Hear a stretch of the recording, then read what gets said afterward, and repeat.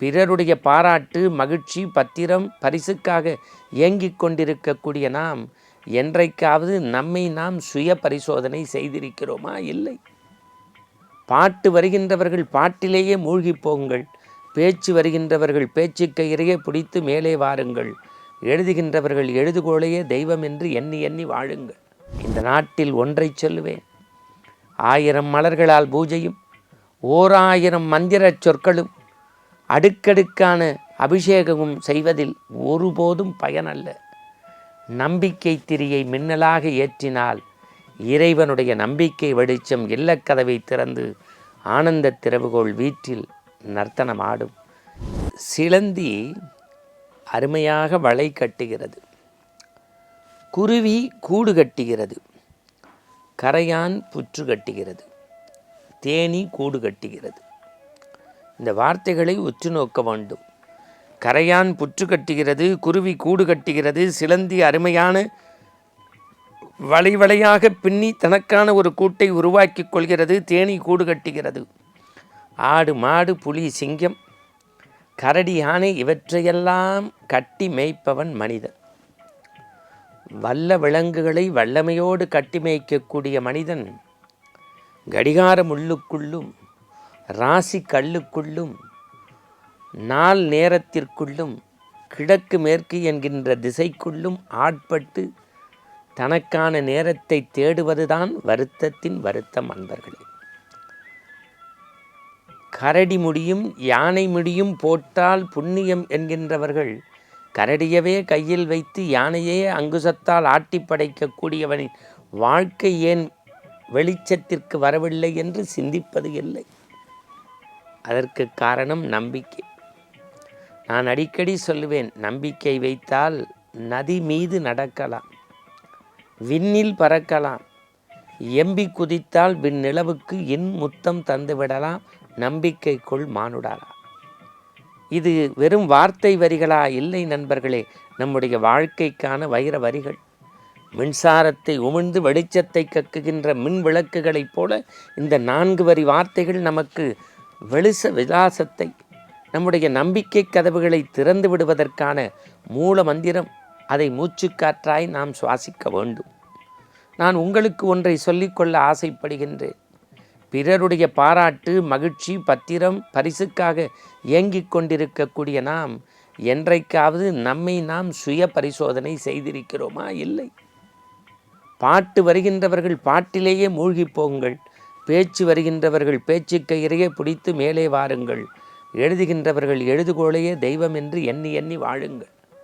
அவரவருக்கு ஏற்ற துறையை அவரவருக்கு கிடைக்கக்கூடிய பாராட்டு பரிசிலேயே நீங்கள் ஆழ்நிலை தியானத்தில் மூழ்கி முத்தெடுக்க வேண்டாமா? சில நாள் முயற்சிக்கின்றோம், பிறகு நம்பிக்கை காற்றை அறுத்து நம் வாழ்க்கையை நாமே புதைகுழிக்குள் தள்ளிக்கொள்கின்றோம். நான் நினைத்து பார்க்கின்றேன், இந்த உலகத்தை, உங்களை, என்னை, எல்லோரையும் இயக்குகின்றவன் ஆண்டவன் தானே. இந்த பிரபஞ்சம் இறைவன் என்கின்ற ஒருவரால் தான் ஆட்டி வைக்கப்படுகிறது, இயக்கப்படுகிறது என்கின்ற நம்பிக்கை காற்றை நாளும் நம்முடைய இதயத்தில் ஆணி போல அடித்து பதித்து வைத்து கொள்ள வேண்டாமா? ஒரு வேடிக்கை கதை. ஒரு தயிர்காரி ஆற்றை கடந்து எப்போதும் வந்து ஊரெல்லாம் கூவி கூவி தயிர் விற்பாள். பாவம், தயிர் விற்றவள் அன்று மாலை கரை கடந்து அங்கே போக வேண்டும். ஏனென்றால் குடிசைக்குள் பச்சிலை குழந்தைகள் தங்கள் கண்களை துருத்தி கொண்டு உறுத்தி கொண்டு தாயின் வருகைக்காக காத்து கிடைக்கும். ஒரு மாலை பொழுது கதிரவன் உள்ளிழுக்கப்பட்டான்.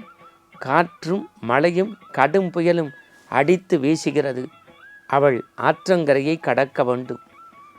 காவி உடையோடு கடுந்தவம் செய்கின்ற முனிவன் அவன் கண்முன்னே. தயிர்காரி கேட்டால், எனக்கான பச்சிலம் குழந்தை அங்கே காத்து கொண்டிருக்கும், நான் எப்படி செல்வது? அவன் எள்ளி நகையாடி ஒரு வார்த்தை சொன்னான், புத்தம் சரணம் கச்சாமி, புத்தம் சரணம் கச்சாமி, ராமா கோவிந்தா கிருஷ்ணா என்று நம்பிக்கையோடு சொல்லி நதியில் நடக்கத் தொடங்கு, உன் வீடு வாசல் வந்து தேரும் என்றான். படிப்பு அறிவு அல்ல, பட்டறிவே பெற்று அந்த தயிர்காரி புத்தம் சரணம் கச்சாமி, சிவா ராமா கிருஷ்ணா என்று சொல்லி நடக்கத் தொடங்கினால் வீடு அவள் காலடியே ஓடி வந்து சேர்ந்தது. மறுகாலை கதிரவன் உதித்தான். மீண்டும் தயிர்காரியை பார்த்த இந்த முனிவனுக்கு கடுந்தவன் புரிந்தவனுக்கு ஆச்சரியம். எப்படி வந்தாய்? காரணம், அவள் வெள்ளத்தில் அடித்து செல்லப்படுவாள் என்கின்ற ஏக்கப் பெருமூச்சோடே மந்திரத்தை சொன்னவன் நம்ப மறுத்தான்.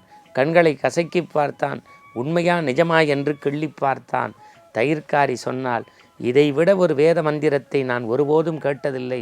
புத்தம் சரணம் கச்சாமி, ராமாகிருஷ்ணா கோவிந்தா சொன்னேன், என் வீடு வாசல் வந்து சேர்ந்தது என்றாள். அப்படியா என்று ஆற்றில் நடக்கத் தொடங்கிய அந்த அடியவர், அந்த முதியவர், அந்த இறையருட் செல்வர் ஆற்றோடு ஆற்றே போனார். காரணம், அவருக்கு அந்த வார்த்தைகள் மீது நம்பிக்கை இல்லை.